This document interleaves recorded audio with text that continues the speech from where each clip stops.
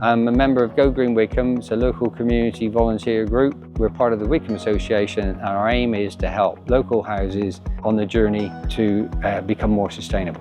We've teamed up with Retrofit West, and they've given us grants which has enabled us to have talks, and we're having several talks about retrofit to help people on the retrofit journey, because we all want to proceed to net zero.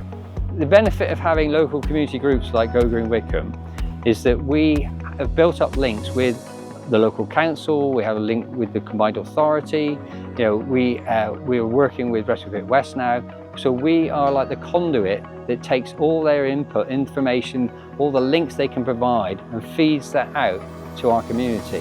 Retrofit West is a community interest company, and we are trying to educate and engage with homeowners to install home energy efficiency measures. Retrofit West has been set up with impartiality in mind. We are a not-for-profit organisation looking to inform people rather than selling a product, and so we have lots of people, experts and advisors, who are trained to give impartial, accurate, concise retrofit advice. I'm trying to retrofit my 1930s solid wall semi over in Bristol. I've been doing it for a couple of years now. It's quite disruptive. I've definitely spent a lot of time trying to find out lots of information about all this stuff, but really you can't beat coming to speak to people face to face. You get much more out of it, and you get that kind of lived experience. I am a resident of Bath for the last year and a half, and we've just bought a property here in Wycombe that we're doing up at the moment.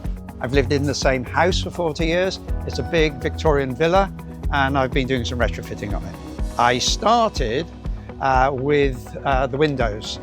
We're in a conservation area, but they didn't need approval for changing the windows. So they're now double glazed and fully draft proofed. And I've been draft proofing the whole of the house. Now that we bought this property, having the ability to make it as green as possible has been really motivating for us.